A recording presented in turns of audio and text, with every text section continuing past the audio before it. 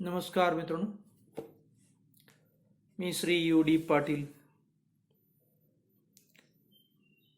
सहाय्यक प्राध्यापक, भूगोल विभाग, कला वाणिज्य व विज्ञान महाविद्यालय पलूस आपले सहर्ष स्वागत करीत आहे. आपण BA भाग 3 सेमिस्टर 6 भूगोल पेपर नंबर 11 नागरी भूगोल या विषयाचा अभ्यास करीत आहोत. आपण नागरी भूगोलाच्या अभ्यासक्रमाची ओळख जून 2020 मध्ये करून घेतलेली आहे. याला इंग्रजीमध्ये अर्बन जिओग्राफी असं म्हणतात आणि या विषयामध्ये 4 मॉड्यूल्स आहेत. इंट्रोडक्शन टू अर्बन जिओग्राफी, नागरी भूगोलाची ओळख या प्रकरणाचा आपण अभ्यास पूर्ण केलेला आहे. मॉड्यूल 2 अर्बनायझेशन, नागरीकरण याही प्रकरणाचा आपण अभ्यास पूर्ण केलेला आहे. Module 3 structure and morphology of urban centres, नागरी केंद्राची संरचना आणि रूपिकी या प्रकरणाचा अभ्यास आपण सुरू केलेला आहे. आणि module 4 urban problem and issues, नागरी समस्या याचा अभ्यास आपण यथावकाश करणारच आहोत. मित्रांनो, सध्या जे आपलं 3रं प्रकरण सुरू आहे, नागरी संरचना व नागरी रूपिकी, यामध्ये module 3 structure and morphology of urban centres आपण concept of structure and morphology, नगराची संरचना आणि नगराची रूपिकीची संकल्पना आपण अभ्यासलेली आहे. आणि आता आपण concept of city region and CBD या मुद्द्याचा अभ्यास आपण करीत आहोत. याला आपण शहरातील विभाग किंवा CBD, सेंट्रल बिझनेस डिस्ट्रिक्ट, केंद्रीय किंवा मध्यवर्तीय व्यवसाय क्षेत्र किंवा केंद्र असा याचा मित्रांनो अर्थ होतो. याचा अभ्यास आपण सुरू केलेला आहे. रूरल अर्बन फ्रिंज, ग्रामीण नागरी पट्टा याचा अभ्यास आपल्याला करावायचा आहे. मॉडेल्स ऑफ टाउन मॉर्फॉलॉजी म्हणजे नगराच्या रूपिकेची प्रतिमाने किंवा सिद्धांत. त्यामध्ये द कॉन्सेंट्रिक झोन थेअरी म्हणजे समकेंद्री किंवा सकेंद्रीय सिद्धांत, द सेक्टर थेअरी त्रिज्याखंड सिद्धांत, अँड द मल्टीन्यूक्लियर थेअरी बहुकेंद्रीय सिद्धांत या सिद्धांतांचा अभ्यासही आपल्याला या प्रकरणामध्ये करावायचा आहे. आतापर्यंत मित्रांनो आपण नगराची संरचना व रूपिकीची संकल्पना हे आपण समजून घेतलेली आहे. आणि यानंतर आपण नागरी विभाग, त्यामध्ये केंद्र भाग वैशिष्ट्ये व बाह्य भाग वैशिष्ट्ये आपण पाहणार आहोत. काल आपण केंद्र भाग किंवा केंद्र भागाची वैशिष्ट्ये आपण काही अभ्यासली आणि काही वैशिष्ट्यावरती आज आपल्याला प्रकाश टाकायचा आहे. मित्रांनो, आपण या वैशिष्ट्यामध्ये पाहिलं की नगराचा केंद्र भाग हे शहराच्या आर्थिक उलाढालीचे प्रमुख केंद्र असते. जमिनीच्या किमती भरमसाठ असतात. जागेच्या अभावामुळे गगनचुंबी इमारती आढळतात. शहरातील सर्व लोकांचा या भागाशी संपर्क असतो. नगरातील सर्व वाहतूक मार्ग केंद्र भागाशी जोडलेले असतात. ही काही वैशिष्ट्ये काल आपण पाहिली. आज आपण पुढच्या काही वैशिष्ट्यांच्याकडे वळणार आहोत. मित्रांनो, केंद्र भागाच्या परिसरात काही लघु उद्योग आढळतात किंवा स्थापन होतात. मात्र मित्रांनो, अवजड उद्योग जे असतात ते अवजड उद्योग आढळत नाही. अर्थात लघु उद्योग सुद्धा कोणते असतात याच्यावरतीही आपण लक्ष केंद्रित केलं तर आपल्याला असं लक्षात येईल की ज्या वस्तू नाशिवंत आहेत, पेरिशेबल, अल्प काळात त्या वस्तूंचा उपयोग होणं आवश्यक आहे, अशा वस्तूंचा किंवा अशा वस्तूंच्या निर्मितीचे जे काही उद्योग आहेत तेच आपल्याला केंद्र भागाच्या परिसरात पाहायला मिळतात. उदाहरणार्थ मित्रांनो, की फास्ट फूड्स, दुग्धजन्य पदार्थ, त्याचबरोबर दूध. अर्थात दूध हे बाहेरून येतं आणि तिथपर्यंत विक्रीचे केंद्र भागामध्ये असतात, परंतु दुग्धजन्य पदार्थ केंद्र भागामध्ये तयार करण्याच्या उद्योग त्या ठिकाणी असतात. त्याचबरोबर फळांच्या वरती प्रक्रिया करणारे उद्योग आणि आपण वर्तमान पेपर सारखे उद्योग. वर्तमान पेपर, आजचं वर्तमान पेपर उद्या कोण वाचत नसतं. अशा प्रकारे मित्रांनो, आपल्याला केंद्र भागामध्ये जे उद्योग असतात हे उद्योग लघु स्वरूपाचे आणि पेरिशेबल, ज्याला आपण नाशवंत, लगेच नाशवंत होणारे असे उद्योग त्या ठिकाणी पाहायला मिळतात. मात्र या केंद्र भागामध्ये अवजड उद्योग आढळत नाहीयेत. याचं कारण पण या उद्योगांना खूप जागा लागते आणि मग जागेमध्येच या उद्योगाची सर्व ताकद संपून जाईल. मित्रांनो, जर केंद्र भागामध्ये जर जागा घ्यायचा आणि त्या ठिकाणी मोठा उद्योग उभा करायचा म्हटलं तर, अर्थात मोठी जागाच असणार नाहीये तर मोठा उद्योग कसा होणार. पैसे हा भाग या ठिकाणी गौण ठरतो. तुम्ही कितीही पैसे द्यायला तयार असलात तर जागा उपलब्ध नको का, पहिल्या इमारती आपण पाडणार आहोत का, अशा अनेक प्रश्न त्या ठिकाणी नव्याने उभे राहतात. म्हणून या ठिकाणी अवजड उद्योग किंवा मोठे उद्योग उभे राहू शकत नाहीत आणि म्हणून त्या ठिकाणी ते आढळत नाहीयेत. पुढचं महत्वपूर्ण वैशिष्ट्य असतं मित्रांनो, की निवासी लोकसंख्या कमी आढळते.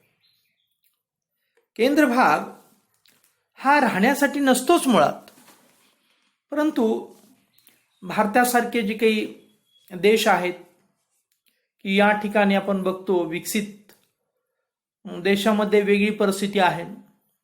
भारतासारख्या विकसनशील देशामध्ये आणि अविकसित देशामध्ये जी नगरं असतात त्या नगरांच्या केंद्र भागामध्ये सुद्धा काही लोक निवास करताना आपल्याला पाहायला मिळतात. परंतु विकसित देशामध्ये असं चित्र आपल्याला पाहायला मिळत नाहीये. ह्याचं कारण मित्रांनो, की ही जागा जास्तीत जास्त आपल्याला व्यवसायामध्ये उपयोगात आणायची आहे. आणि दुसरं महत्वपूर्ण कारण असं की या ठिकाणच्या जागेच्या किमती ह्या भरमसाठ असतात आणि म्हणून या ठिकाणी आपण निवासी जी काही लोकसंख्या आहे ही लोकसंख्या आपल्याला कमी दिसते आणि म्हणून विकसित देशामध्ये या ठिकाणी निवासी लोकसंख्या नसतेच, तर विकसनशील आणि अविकसित देशामध्ये ती कमी असते, असं म्हटलं तरी चुकीचं होणार नाही. त्यानंतरचं जे वैशिष्ट्य आहे, व्यापाराचे विशेषीकरण झालेले आढळते. प्रत्येक बाबतीमध्ये जसा नागरीकरणाचा विकास होत जातो, नागरीकरणाचा विकास म्हणजेच मित्रांनो शहराचा विकास होत जातो, शहर वाढत जातं, तसं त्या शहरामध्ये विशेषीकरण आपल्याला पाहायला मिळते. आपण मित्रांनो जर कोल्हापूरला गेलात तर आपल्याला तिथे चप्पलची बाजारपेठ, स्वतंत्र बाजारपेठ पाहायला मिळेल, कोल्हापुरी चप्पलची बाजारपेठ. अशाच प्रकारे अनेक जेव्हा शहर अधिक विकसित व्हायला लागतं किंवा नागरीकरण जलद गतीनं व्हायला लागतं, तेव्हा अनेक बाबतीमध्ये त्या ठिकाणी विशेषीकरण आपल्याला पाहायला मिळतं. जसं सराफकट्टा, तसं आपल्याला हे चप्पलच्या दुकानांची पेठ, अशा अनेक बाबतीमध्ये आपल्याला हळूहळू विशेषीकरण सुरू झालेलं पाहायला मिळतं. आणि त्याची सुरुवात ही लहान स्वरूपातून असते. म्हणजे असं की काही दुकानं सुरुवातीला विशेषीकरणाची दुकानं तयार होतात. टोप्यांचीच दुकानं, चप्पलचीच दुकानं, रुमालांचीच दुकानं, रेडीमेड कपड्याचीच दुकानं, असं हळूहळू स्वरूप येतं. सुरुवातीला कपड्याच्या दुकानामध्ये रुमालापासून टोपीपर्यंत एकाच दुकानामध्ये सगळं मिळत होतं. परंतु जसं नागरीकरणाचा वेग वाढत घेत जातो, तसं नागरीकरणामध्ये आपल्याला विशेषतः या केंद्र भागामध्ये कमालीचं विशेषीकरण पाहायला मिळतं. आणि त्या ठिकाणी विशेष अशा गोष्टी, विशेषीकरण म्हणजे वेगळ्या प्रकारचं दुकानं सुद्धा त्या ठिकाणी निर्माण व्हायला लागतात. किंबहुना काही वेळेस त्या ठिकाणी पेटा, स्वतंत्र बाजारपेठा सुद्धा निर्माण व्हायला लागतात. हे आपण या ठिकाणी वैशिष्ट्यामध्ये लक्षात घ्यायला हरकत नाही. त्याचबरोबर या ठिकाणी बऱ्याच बाबतीत विविधता सुद्धा दिसून येते. अनेक व्यवसाय, अनेक गोष्टींची व्यापारी केंद्र, अनेक प्रकारच्या बँका, अनेक प्रकारचे विमा कंपन्या, अनेक प्रकारचे मित्रांनो सेवा देणारी कार्यालय, असं अनेक बाबतीमध्ये या ठिकाणी आपल्याला विविधता पाहायला मिळते. आणि ही जी काही विविधता आहे, ही विविधता सुद्धा केंद्र भागाचं एक वैशिष्ट्यच आहे, असंही आपण या ठिकाणी म्हणू शकतो. फक्त ऑफिसच्याच बाबतीमध्ये विविधता आहे असं नाही. अनेक व्यवसाय, त्या ठिकाणी केश कर्तनालय किंवा जेंट्स पार्लर, लेडीज पार्लर पासून ते अत्यंत महत्त्वपूर्ण असणारी जी काही हॉस्पिटलपर्यंत त्या ठिकाणी आपल्याला सेवा, विविध प्रकारच्या सेवा पाहायला मिळतील. किराणा मालाची दुकानं पाहायला मिळतील, त्याचबरोबर विविध बेकऱ्या पाहायला मिळतील, हॉटेल्स पाहायला मिळतील, अनेक प्रकारची कार्यालय त्या ठिकाणी पाहायला मिळतील. ही विविधता आपल्याला या ठिकाणी पाहायला मिळते. आणखीन एक महत्त्वपूर्ण वैशिष्ट्य केंद्र भागामध्ये की पार्किंग सुविधा, ज्याला आपण वाहन थांबा म्हणतो. नुसतं थांबणं, 1 मिनिटांनी निघून जाणं वेगळं मित्रांनो, त्याला तुम्ही बस स्टॉप वगैरे म्हणतात, थांबा म्हणतो, ते या ठिकाणी मी नाही सांगत. मी सांगतोय की पार्किंगच्या ज्या काही सुविधा आहेत, ह्या सुविधा या ठिकाणी आपल्याला पाहायला मिळत नाहीत. पार्किंगची परवानगी या ठिकाणी असत नाही. आणि महत्त्वपूर्ण वैशिष्ट्य शेवटचं म्हणजे की शहराच्या याच भागात इमारती, रस्ते यांची पुनर्रचना मोठ्या प्रमाणावर चालू असते मित्रांनो. हेही आपल्याला केंद्र भागाचं खास वैशिष्ट्य या ठिकाणी आपल्याला सांगता येईल. अशा प्रकारे नागरी विभागातील पहिला विभाग, 2 विभागामध्ये आपण नागरी विभागाचा या ठिकाणी विचार करतोय आणि पुढे आपण अनेक विभाग आपण करणार आहोत. तर पहिला भाग जो आहे केंद्र भाग व त्याचे वैशिष्ट्य आपण पाहिल्यानंतर दुसरा महत्त्वपूर्ण विभाग आहे तो मित्रांनो म्हणजे बाह्य भाग. त्याला आपण इंग्लिशमध्ये द आउटर सेक्शन किंवा द इंटिग्युमेंट असं आपण म्हणतो. तर जो आउटर सेक्शन आहे, याला बाह्य भाग असं आपण म्हणतो, हा मित्रांनो केंद्र भागाच्या बाह्य सीमेपासून सुरू होतो. शहराच्या विकासाबरोबर नगराचा केंद्र भाग व उर्वरित विभाग क्रमशः विकसित होत जातात. पूर्वरचित भागामध्ये नागरी समस्या तीव्रतेने उद्भवल्याने नाइलाजास्तव शहराचा विस्तार बाहेरील दिशेने होऊ लागतो. शहराची कार्ये अधिक व्यापक होत जातात व ते शहर ताऱ्याप्रमाणे इतर दिशांनी वाढू लागते. त्यामुळे मूळ शहराच्या बाह्य आवरणामध्ये अनेक प्रकारचे बदल घडून येताना दिसतात आणि या बाह्य विभागाची आपल्याला वैशिष्ट्ये सुद्धा या ठिकाणी आपल्याला अभ्यासायची आहेत. तेव्हा मित्रांनो, सर्वसाधारणपणे आपण केंद्र भाग असेल किंवा नागरीकरण प्रक्रिया त्याला म्हणतो, नगराचा विकास म्हणजे नागरीकरण प्रक्रिया, हा जसा होत जातो तसं मग केंद्र भागाचा विस्तार होईल. त्याच्या विस्ताराला मर्यादा येतात.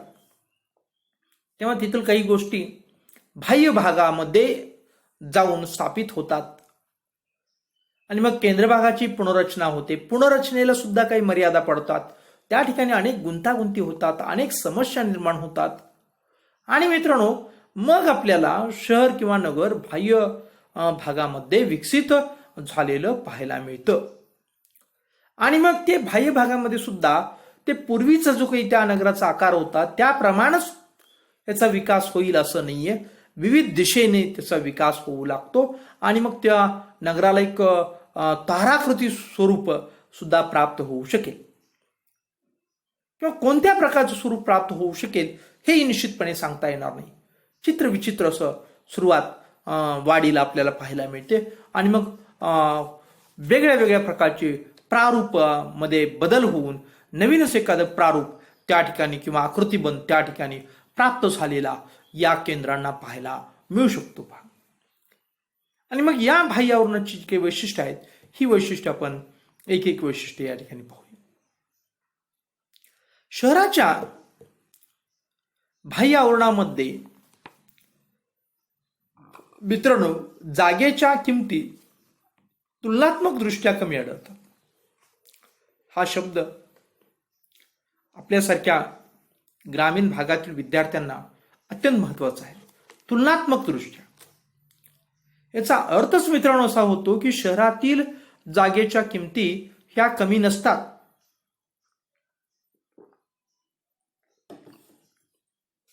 ह्या किमती भरपूर असतात, परंतु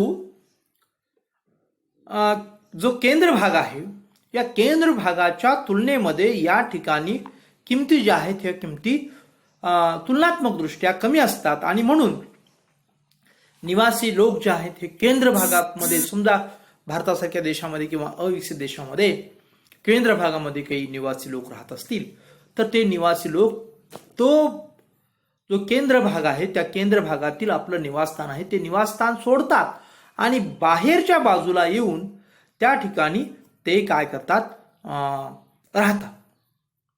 अशा प्रकारे जेव्हा जेव्हा केंद्र भागातील उद्योगांना, व्यवसायांना, कार्यालयांना किंवा निवासी घरांना त्या ठिकाणी समस्या उद्भवते किंवा अडचण निर्माण होते, तेव्हा हे सर्व बाहेर येतात आणि बाहेरच्या बाजूला तुलनेनं किंमत कमी असते जागेची, त्या ठिकाणी जागा घेऊन ते काय करतात मित्रांनो, त्या ठिकाणी पुनर्स्थापित होतात आणि आपला व्यवसाय, आपला उद्योग किंवा आपलं जे काही कार्य असेल ते पुन्हा नव्यानं सुरू करतात.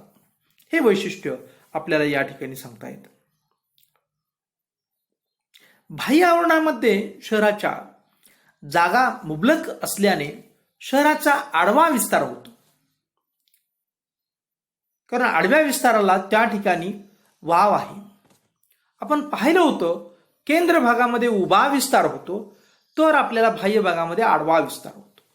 कारण केंद्र भागामधील जी काही जागा असतात त्या जागांच्या किमती अत्यंत पराकोटीच्या असतात आणि त्यामुळं त्या ठिकाणी जागेचा अभावही असतो. त्या ठिकाणी जो काही विकास होतो तो गगनचुंबी होतो आणि या गगनचुंबी इमारतींना किंवा या विकासाला काही मर्यादा असतात आणि म्हणूनच एक काळ असा येतो, एक अशी विशिष्ट वेळ येते की त्या ठिकाणच्या विकासाला शहराच्या बाह्य आवरणामध्ये जाऊन विकास करावा लागतो आणि त्या ठिकाणी जी काही किमती आहेत हे किमती तुलनेनं कमी असल्यामुळं आणि जागाही त्या ठिकाणी मुबलक असल्यामुळं त्या ठिकाणच्या जी काही शहराचा विस्तार होतो, बाह्य भागाचा किंवा शहराच्या बाह्य भागाचा विस्तार होतो, तो मित्रांनो आडव्या दिशेमध्ये जास्त आपल्याला पाहायला मिळतो. हे वैशिष्ट्य या ठिकाणी आपण विचारात घेणं आवश्यक आहे. या भागातील भूमी उपयोजन म्हणजे बाह्य भागातील भूमी उपयोजन विविध कारणासाठी होतं. जे काही शहरात नव्यानं येतं ते मित्रांनो बाह्य भागामध्ये येतं आणि म्हणजेच या ठिकाणी जे काही भूमी उपयोजन आहे हे विविध कार्यासाठी किंवा विविध कारणासाठी त्या ठिकाणी होतं. हे एक वैशिष्ट्य आहे बाह्य भागाचं, असं आपण या ठिकाणी म्हणूया. केंद्र भागाच्या पुनर्स्थापनेचा परिणाम बाह्य भागावरही होतो.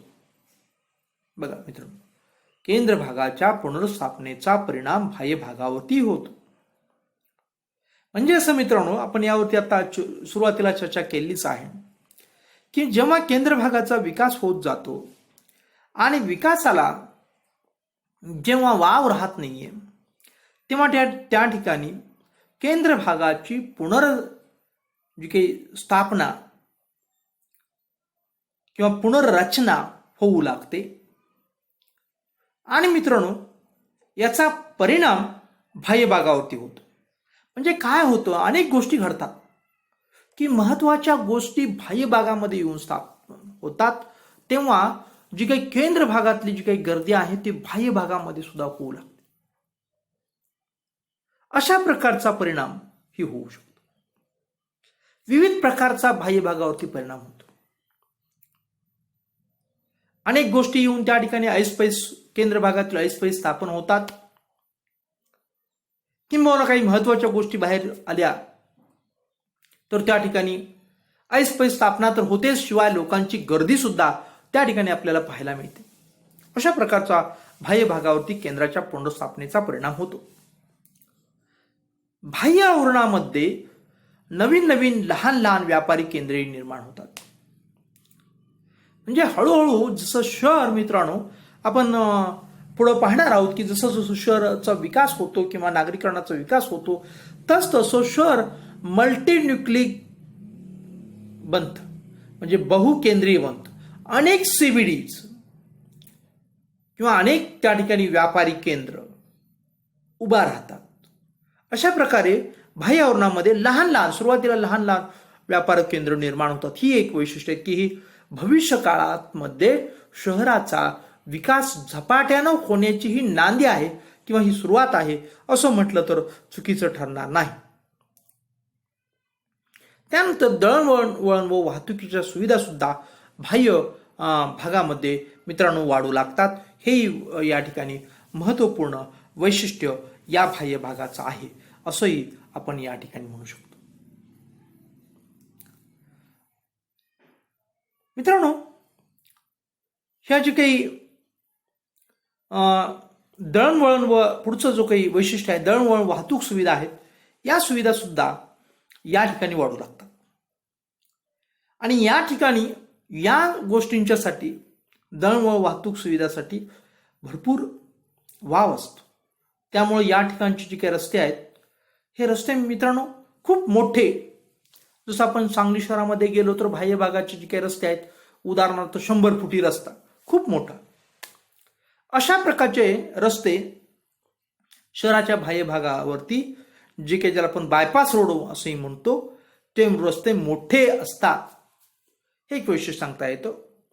त्याचबरोबर बाह्य भागावरती जागेची उपलब्धता असल्यामुळे पार्किंग सुविधाही असतात. त्याचबरोबर इतरही जी काही दळणवळणाच्या सोयी सुविधा आहेत त्यांची केंद्र त्या ठिकाणी स्थापन होतात. जसं की टपाल सेवा असेल किंवा फोनच्या जी काही सेवा पुरवणारे जी काही केंद्र असतील किंवा फॅक्स सुविधा ची केंद्र असतील किंवा इतर जी काही आपण इंटरनेट सुविधा असेल, इतर अनेक जी काही केंद्र असतात, ही केंद्र बाह्य भागावरती काय करतात, वाढू लागतात आणि सुविधा देऊ लागतात. हेही आपल्याला या ठिकाणी वैशिष्ट्यामध्ये विचारात घेणं आवश्यक आहे. यानंतर मित्रांनो, अत्यंत महत्वपूर्ण वैशिष्ट्याकडे आपण चाललोय, ते म्हणजे निवासी उपनगरांची निर्मिती होते. शहरांच्या बाह्य भागामध्ये शहराच्या अनेक दिशांनी अनेक उपनगर निर्माण होतात. काही वेळेस ती वाहतुकीच्या मार्गावरती निर्माण होतात, तर काही वेळेस अगोदर त्या ठिकाणी वसाहत निर्माण होते, नंतर वाहतुकीच्या सुविधा त्या ठिकाणी विकसित होतात. परंतु अनेक उपनगरांची निर्मिती मात्र त्या ठिकाणी होतेच होती. हे आपल्याला महत्वपूर्ण वैशिष्ट्य या ठिकाणी सांगता येतं. का होते या संदर्भात आपण पाहिलेलं आहे की केंद्र भागामध्ये काय होतं की त्या ठिकाणी निवासी घरांना अनुकूल अशी परिस्थिती नसते. जागा उपलब्ध असत नाहीये. जागा उपलब्ध असलाच तर तो निवासी घरांना परवडणारा असत नाहीये. त्या जागेची किंमत खूप असते. अशा अनेक समस्या त्या ठिकाणी असतात. आणि म्हणून आपल्याला केंद्र भागामध्ये जे काही विखुरलेली निवासस्थानं असतील ती सुद्धा हळूहळू कमी होतात आणि बाह्य भागामध्ये येतात आणि उपकेंद्र निवासी उपनगर म्हणून त्या ठिकाणी काय होतात, पुनर्स्थापित होतात. आणि काही बाहेरून आलेली जी काही स्थलांतरित लोक आहेत, कामाच्या निमित्तानं असेल, व्यापाराच्या निमित्तानं असेल, उद्योगाच्या निमित्तानं नवीन येणारे लोक असतील किंवा प्रशासकीय सेवेमधील नवीन येणारे लोक असतील, त्यांचेही उपनगर आपल्याला निर्माण झालेली मित्रांनो पाहायला मिळतात. मग त्यातूनच आपण शिक्षक कॉलनी अशी उपनगरांना नाव पाहतो किंवा पोलीस कॉलनी अशी उपनगरांना आपण नाव पाहतो. ही उपनगरांची नावं काय असतात, तर त्या ठिकाणी जी काही प्रशासकीय विभागातील जी काही मित्रांनो लोक असतात ते एकत्रित येतात आणि अशा प्रकारच्या उपनगरांची मग काय होते की निवासस्थानं त्या ठिकाणी झाल्यामुळं उपनगरांची निर्मिती होते. हे बाह्य भागाचं एक महत्वपूर्ण वैशिष्ट्य आहे असंही या ठिकाणी आपण म्हणू शकतो. आणि शेवटच्या वैशिष्ट्याकडं आपण वळूया. ते आहे या भागात शहराची संमिश्र कार्य चालतात.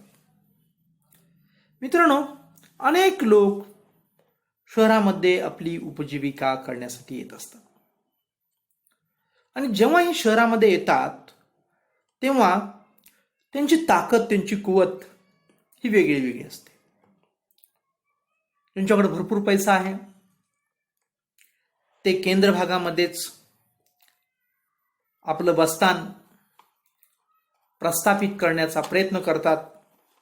तर ज्यांच्याकडे भांडवल नाहीये असे लोक केंद्रापासून थोडंसं बाहेर आणि ज्यांच्याकडं केंद्राच्या बाह्य भागावरती सुद्धा स्वतःचं बस्तान बसवण्याची ताकद नाहीये किंवा व्यवसाय उभा करण्याची ताकद नाहीये, ते केंद्र भागाच्या बाह्य भाग याच्याही बाहेर, ज्याला आपण बाह्य भाग स्पष्ट शब्दामध्ये, तिथं केंद्राचा काही संबंध नाहीये केंद्र भागाचा, अशा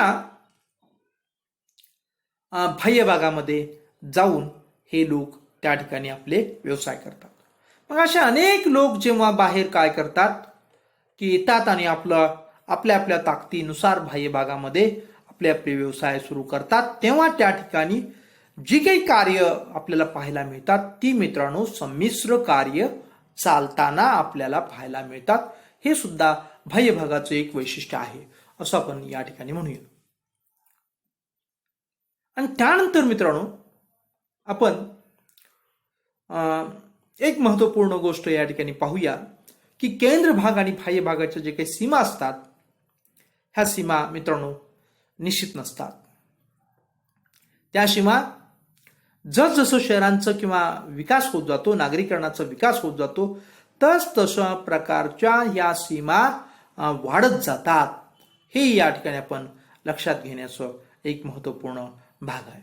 आणि म्हणून असं नेमकं आपण सांगू शकत नाही की इथंपर्यंत केंद्र भाग आणि इथून बाह्य भाग, अशा प्रकारचं आपल्याला असं स्पष्टपणे मार्किंग आपण करू शकत नाही. हे एक वैशिष्ट्यच आहे असंही आपण या ठिकाणी नागरी भागाच्या वैशिष्ट्य संदर्भात किंवा केंद्र भागाचं वैशिष्ट्य किंवा बाह्य भागाच्या वैशिष्ट्य संदर्भात आपण एक वैशिष्ट्य नमूद करून, हे वैशिष्ट्य नमूद करून आपण या ठिकाणी केंद्र, नागरी भाग, विभाग, त्याच्यामध्ये केंद्र भाग किंवा बाह्य भाग या गोष्टी या ठिकाणी संपतात. आपण पुढच्या गोष्टीकडे वळूया. मित्रांनो, नगरातील किंवा शहरातील जे काही विभाग आहेत, या विभागाकडे आपल्याला पुढं माहिती पाहायची आहे. परंतु या ठिकाणी वेळ संपलेला असल्यामुळं आपण या ठिकाणी थांबूया मित्रांनो. धन्यवाद.